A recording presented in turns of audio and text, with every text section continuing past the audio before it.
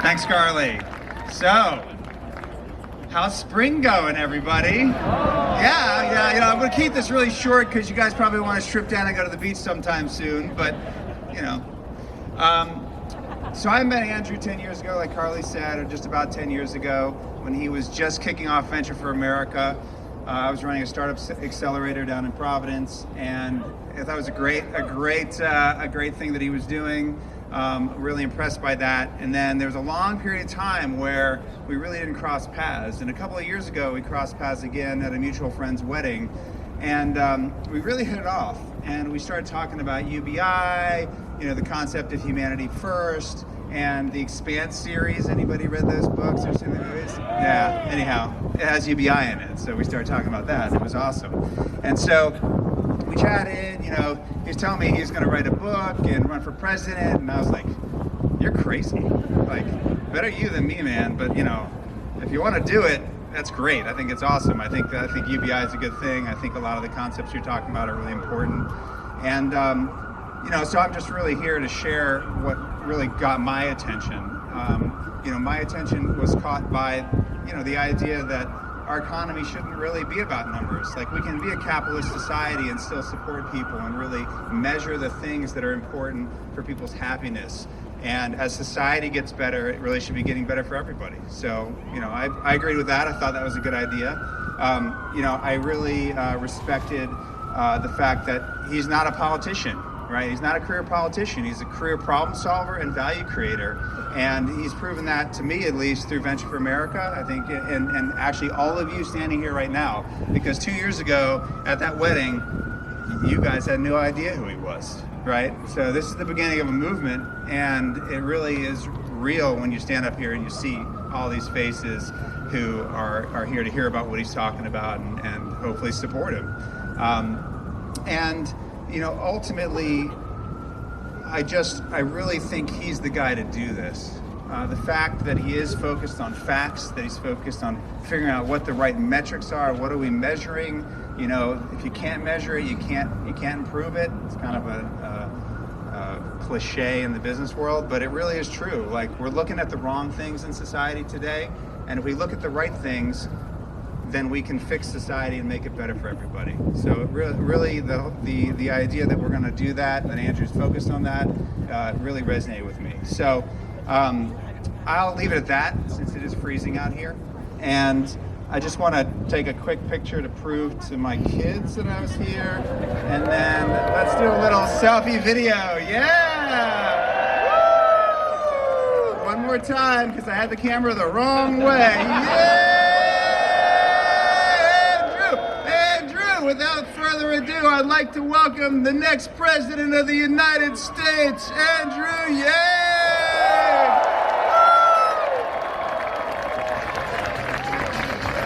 Hello, Boston! Oh my gosh, look at you! How beautiful are you? Wow! Andrew Yang, chant my name! Chant my name! Wow! Thank you all, thank you. Thank you, this is incredible. I'm gonna stand up here and risk injury. Just want to thank Owen Johnson. Let's give him a round of applause. Owen's been my friend for many years, and he runs a brewery. So if you like beer, Revival Brewery. Also want to shout out to Ian So, Chicken and Rice guys. Who's been to Chicken and Rice and loves Chicken and Rice? Yes. It's so tremendous to be here with you all. As Owen said, 2 years ago, you probably never heard of Andrew Yang. Actually, I'm going to guess 2 months ago, a lot of you probably never heard of Andrew Yang. A lot of you might have found out about me on the Joe Rogan podcast. Raise your hand if that's you. Yeah, man, love Joe. But I've been working on this and this campaign for over a year. I'm, as he said, not a politician. I'm an entrepreneur and problem solver. How many of you all are entrepreneurs or work in tech or thinking about starting a business? Yeah. So for me, I've been an entrepreneur this last number of years. I was working on an organization called Venture for America that I started in 2011. So in 2011, I was looking around and said, man, we have so many smart young people doing the same shit in the same places. which was like Wall Street, management consulting, law school, Silicon Valley, and I was like, well, they don't seem very happy. And like the rest of us wish they'd do something cooler. So then I was like, well, what do they want to do and what would be really cool? So I thought, what would be awesome is if they became entrepreneurs in cities like Detroit, Cleveland, St. Louis, Baltimore, New Orleans, Birmingham. So I quit my job. I donated some money to start a new organization called Venture for America. And I said, let's give young people a real choice to do something awesome. Yeah, so that was 2011. Fast forward today, how many of you all like documentaries? How many of you have access to a Netflix password? So there's now a documentary on Netflix about my organization called Generation Startup. It follows 6 entrepreneurs as they try and build business in Detroit for a year and a half. So I have helped create several thousand jobs around the country. I was honored by the Obama White House, or as I call it, the good White House. And so this is my life from 2011 to last year. But then in 2016, Donald Trump became our president. You all remember that? And so you reacted the same way I did. I was like, holy shit. Like, we got so desperate that we just elected a narcissist reality TV star to be our president. I think it's supposed to be even worse than I thought. And so I started digging into the numbers. And if you were to look at the mainstream media, the numbers, the math, that's right. Because if you look at the numbers, you see that there's a straight line up between the adoption of industrial robots and the movement towards Donald Trump. What are the explanations for why Trump is our president in the mainstream media? If you just like turned on CNN or some cable network, why do they say Donald Trump is our president today? Racism, Russia, Facebook, the FBI, some combination of those things, right? Deep state. Sorry, that man goes on the internet. So, that's good. I mean, I'm a very internet candidacy. So it is not, well, it's a lot of things that got Donald Trump into the White House, but the big driver that no one is talking about is that we automated away 4 million manufacturing jobs in Michigan, Ohio, Pennsylvania, Wisconsin, Missouri, Iowa, all the swing states that Donald Trump needed to win and did win. And raise your hand again if you work in technology. We're in Boston, a bunch of you guys work in technology and gals. So if you work in technology, you know that what we did to the manufacturing jobs over the last number of years, we're about to do to the retail jobs, the call center jobs, the fast food jobs, the truck driving jobs, and on through the economy.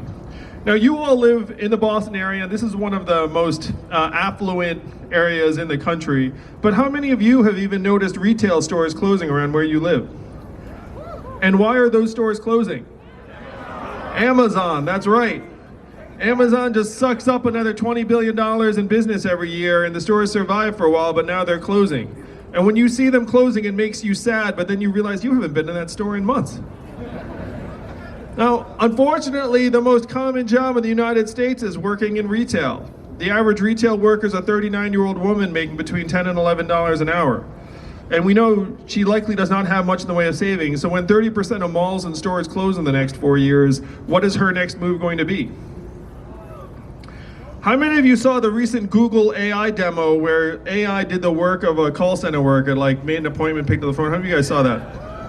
Yeah, I know. So right now, when you get a robot on the phone, when you call customer service, you're like pounding keys being like, get me a human, get me a human. Like, I hate these bots, get me a human.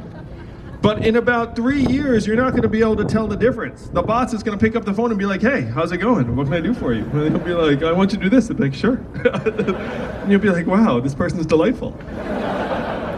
So we're about 3 years away from that, from the AI being able to meaningfully replace the 2.5 million call center workers in the United States who make $14 an hour. How long do you think it's going to be? I'm saying 3 years. How long do you think it's going to be? Less than that, 2 years, 5 years, but we know it's on the way. We know it's happening. Driving a truck is the most common job in 29 states.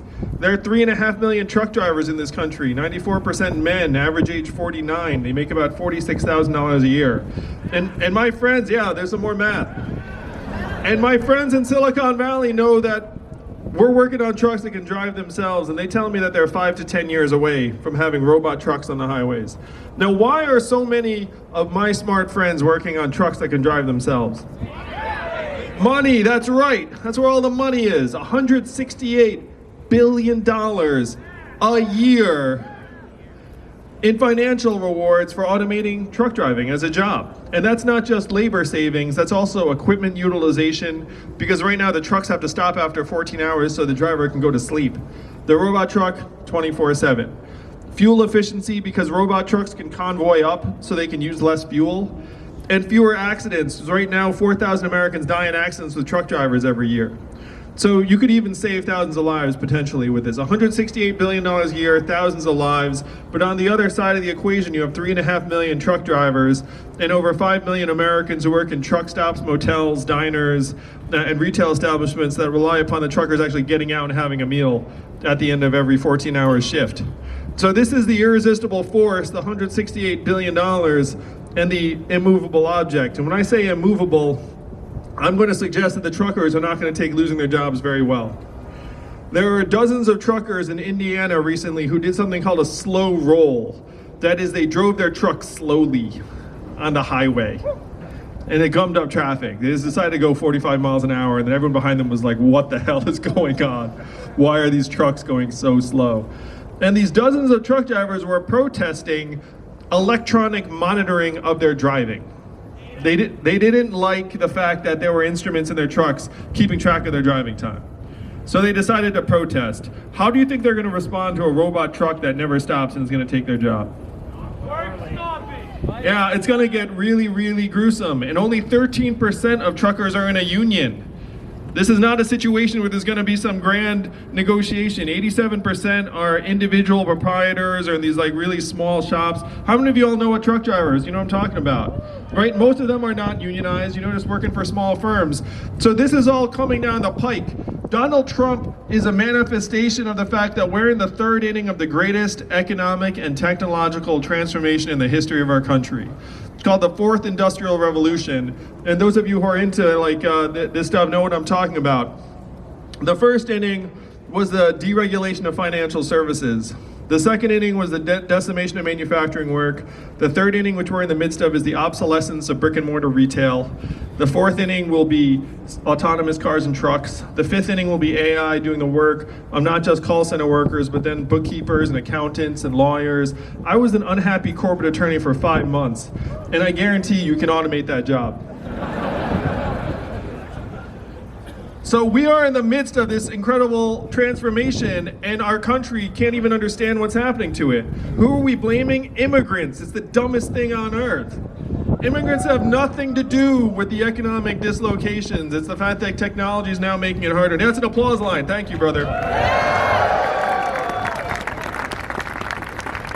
So this is what I was confronting in 2017. I was like, holy cow, Donald Trump is our president. I'm getting medals and awards for creating thousands of jobs around the country, and I have the feeling that my work is like pouring water into a bathtub that has a giant hole ripped in the bottom, where it's like you're pouring a watering bucket in and then there's all rushing out the back. And so I said, okay, how do you plug the hole? And I went to Washington, D.C., and I presented them the data. I was thorough. I had like this slick PowerPoint deck and the whole thing, and I was like, hey, what are we gonna do about the fact that we're going through this economic transformation? And what do you think the folks in DC said to me? The things I got from the folks in DC were, number one, we cannot talk about that. Number two, we should study that. And number three, the most competent sounding one was, we must educate and retrain Americans for the jobs of the future. It doesn't work, that's right. And I said, hey, that sounds competent and responsible, but I looked at the numbers. Do you all want to guess what the success rate was for federally funded retraining programs for the manufacturing workers? 0 to 15%, that's right. It's a fantasy, and any politician who's talking about it is being irresponsible. So then when I said that to the policymakers, they actually looked at me and said, well, I guess we'll get better at it. And so I had to reckon with this reality. It's like, wow, are we so far gone as a society that we cannot even confront the reality of what's happening to us, much less enact meaningful solutions. And one of the meetings I had with this senior bunch of officials, one of them actually said to me, and I had someone with me, so he can confirm this, and I thank God, because if not for him being there, you'd be like, there's no way that conversation happened. There's a conversation. He actually said to me, Andrew, you're in the wrong place. No one here in Washington, D.C. will do anything about the problems you're describing, because this is not a town of leaders, this is a town of followers. And the only way we will do anything is if you create a wave in other parts of the country and bring it crashing down on our heads. And that's why I'm here with you tonight, people of Boston. I heard what this guy said, and I said, challenge accepted. So that is why I'm here with you running for president tonight. To wake up America to the fact that it's not immigrants, it's technology, and we need to move our society forward. So how are we gonna do that? If you're here with us tonight, you've probably heard this about me. There's an Asian man running for president who wants to give everyone $1,000 a month. And all three of those things are true. So the first time you heard about me and the $1,000 a month, you were like, wow, that sounds fantastic, but it's too far out. But it's not far out at all. If you look at our nation's history, Thomas Paine was for it at the founding of the country. He called it the citizens' dividend. Decades later, Martin Luther King championed it in 1967, called it the guaranteed minimum income the year before he was assassinated. That same time period, Milton Friedman and 1,000 economists signed a study saying this would be tremendous for America. It passed the U.S. House of Representatives twice in 1971 under Richard Nixon. And then there's one state that actually passed a dividend 11 years later, where everyone in that state now receives between $1,000 and $2,000 a year. No questions asked. And what state is that? And how do they fund it? And what is the oil of the 21st century? Marijuana, that's right. I'm kidding, it's technology. It's technology, you got it right. So you had a sign up saying Jeff Bezos is worth 160 billion, now 80 billion, but it's still a lot of money. And we all know that, how much did Amazon pay in federal taxes last year? That's right, they paid less in federal taxes than all of us. That's crazy. They're a $1 trillion tech company. How did they pay zero in taxes? And I'm going to submit to you all that if Amazon pays zero in taxes, it is not their fault. It is our fault. It is their job to try and pay as little taxes as possible. They have accountants and lawyers like high-fiving each other, being like, zero taxes, we did it again, Jeff. And Jeff's like, here's your bonus. And then they all like went home and took baths in gold coins and like, you know, they started throwing stuff at each other. That's their job. It's our job to make sure they can't do that, right? So we talk about this freedom dividend. We can fund it as long as we put the American people, the beautiful people here in Boston, in position to benefit from all this automation and innovation that's taking place. And as a parent, what excites me most about the freedom dividend is that it would make children and families stronger. It would make us healthier. It would make us mentally healthier. It would drive us to be able to do the work that we want to do. And it would recognize the kind of work that my wife does every day. My wife's at home with our 2 young children, one of whom is autistic. And right now, what does the market value her work at? Zero. And what does GDP value her work at? Zero. And we know that's perverse. We know that's the opposite of the reality. We know that she's working harder and doing more important work than just about just about anyone else. I was going to say, like, I mean, I'm running for president, so I guess it's pretty cool. But so we have to evolve and start recognizing the work, the real work that's being done in our families and communities every day. And one thing that drives me nuts is that the Democratic Party wants to be the party of empowering women. We all know that there are thousands of women here in Boston and millions of women around the country that are in exploitative or abusive jobs or relationships because they lack the economic freedom to walk away. So are we going to talk about empowering women, or are we going to put $1,000 a month in their hands and really empower women? The same is true for communities of color. We can talk about empowering communities of color, or we can put $1,000 a month into everyone's hands and actually make it so that everyone has a fighting chance to thrive in this society. So So this is the freedom dividend. It's not left, it's not right, it's forward. And it's taking the country by storm. People, the first time they hear about me and the freedom dividend, they're like, ha ha ha, that's really interesting. But then they're like, wait a minute, he's talking a lot of sense. Cars and trucks are gonna drive themselves. AI is gonna do a lot of the work. My mall did just close. Donald Trump is our president. I do have a supercomputer in my pocket. He is Asian. And then like all of this stuff starts clicking in their minds and they're like, holy crap, he's right. We should totally give ourselves $1,000 a month. And then you realize in a democracy, there's absolutely nothing stopping us from giving ourselves $1,000 a month. Nothing at all. So it starts as far out, but then it becomes really like the inevitable the more you think about it. And that's what this campaign's about. This campaign's about taking the fantastic and making it inevitable as fast as possible. So the freedom dividends, big step number one. Step number two is we have to get healthcare off the backs of American families and workers.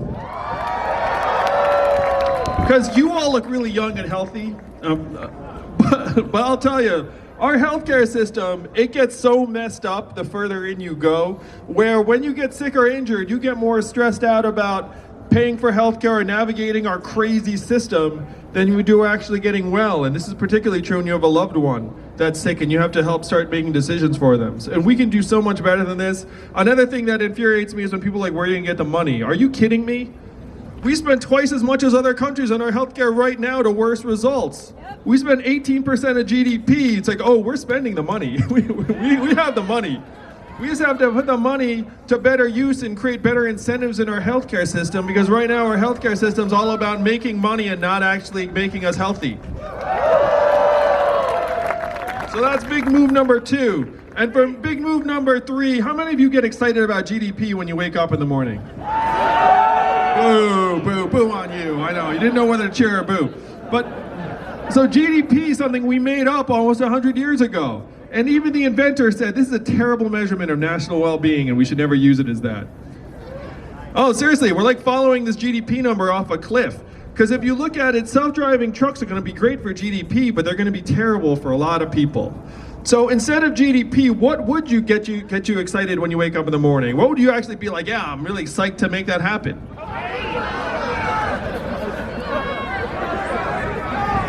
All right, someone said income and affordability. I like that one. What else would get you excited? Mental health and freedom from substance abuse. That's right. There's a mental health crisis in this country. We're like, you know, we have like record levels of anxiety and depression, and we're like, oh, GDP's high. Who cares? You know, it's like we're freaking miserable. Like, who cares about the GDP? How about health and life expectancy? And one of the things, again, like our life expectancy has declined for the last 3 years. How many of you knew that? And why has it declined? Suicides and drug overdoses. They've both overtaken vehicle deaths for the first time in American history as causes of death. You all know the last time America's life expectancy declined for 3 years in a row? Never. The Spanish flu of 1918. We're actually back in Spanish flu territory, and we're like cheerleading this phantom GDP number. It makes absolutely no sense. So when I'm president in 2021, I'm just gonna go down the street to the Bureau of Labor and Statistics and say, hey guys, GDP, really old, really stupid. We're now gonna update it to these measurements that actually would matter to the American people, and then every year I would present on them at the State of the Union. What do you all think about that? Yeah, I'm gonna be the first president with a PowerPoint deck for the State of the Union. Instead of these bizarre theater performances we're subject to right now. I find them unwatchable. How about you all? So these are the big three planks of the platform: the freedom dividend, Medicare for all, and the new American scorecard. Now we've got another 87 proposals on the website, including forgiving a lot of student loan debt, because I think it's super immoral. Because I think it is super immoral how we've weighed down people with 1.5 trillion in student loan debt and somehow blamed you for it. How the hell is that your fault? And who benefits from that? Really, it's like it's the lenders, it's the government's actually making money off of you. It's the universities that have just let their costs like go to the moon. So there are a lot of things we need to do to make this society work for you all. like if you're a young person, and many of you, you know, like I mean, you look quite young. If you're young in this country and you feel like you've been shafted, you have been shafted. You know what I mean? It's not your imagination. And worse yet, we blamed you for it. We've been like shafting you and then been like your fault. So I'm here to unshaft you all.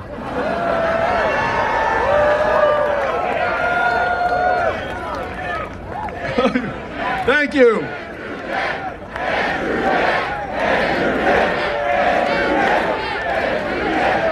Thank you all. It means so much. It's so awesome to be back in Boston. I spent a lot of time in Boston. I have family here in Boston. Any of my family members here today? Total silence. None of my family showed up. That's cool. They're like only for the inauguration, Andrew. Only for the inauguration. Well, it's great to be back in Boston. Seeing this crowd, like our potential as a campaign just grows every day. According to the internet, I'm number 5 in terms of probability to win the nomination. And we know the internet is never wrong. The internet is undefeated. We've raised millions of dollars in increments of only $18. So my fans are even cheaper than Bernie's. Thank you. So if you haven't made a donation, raise your hand if you haven't made a donation. So yeah, all you have to do to fit in is like $18, and then it'll be all of a sudden you're at the national average.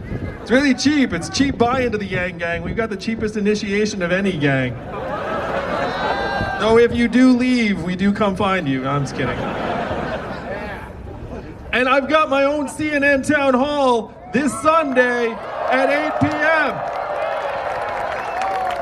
Right before Game of Thrones. We're calling it Yang of Thrones. So just tell your friends who you know we're going to turn on the TV at 9, just be like, hey, let's turn it on at 8, and let's watch this Andrew Yang guy talk sense to the American people. Will you do that? So this campaign is just climbing and climbing. We came out of nowhere. We've already made the Democratic primary debates in both June and July. And everywhere we go, people are like, wow, you don't sound like any politician I've ever heard again, and I like that. They get this glint in their eye. They're like, ooh, I like it. I didn't know I was gonna like it this much. It's like, oh yeah, there's plenty more where that came from. So the sad truth is that if Americans who don't like politics get together, we will win. No, it's true. You just look at the numbers. Like more Americans dislike politics than the numbers. Dislike politics than like it. So what I need your help with is to spread the word to people who like politics, who don't like politics, who consider themselves Democrats or progressives or independents or libertarians, or even Trump voters that are coming around. How many of you all voted for Donald Trump and are here today? That's what I'm talking about. Let's give him a round of applause. That we need to let the rest of America know that Andrew Yang is the candidate to beat Donald Trump in 2020. Because I can get the independents, I can get the progressives, I can get the Democrats, I can get the Trump voters, I can get the libertarians. Donald Trump is our president today because we have some serious problems. We do have some serious problems. Unfortunately, his solutions are the opposite of what we need. His solutions have been to freeze time, to turn the clock backwards, to build a wall. We need to do the opposite of all of that. We need to move the clock forwards. We need to accelerate and evolve our economy and society as fast as possible. And I'm the man for that job because the opposite of Donald Trump is an Asian man who likes math. Thank you very much, Boston. Thank you. I love you all. Let's make history together in 2020. Thank you. Thank you all.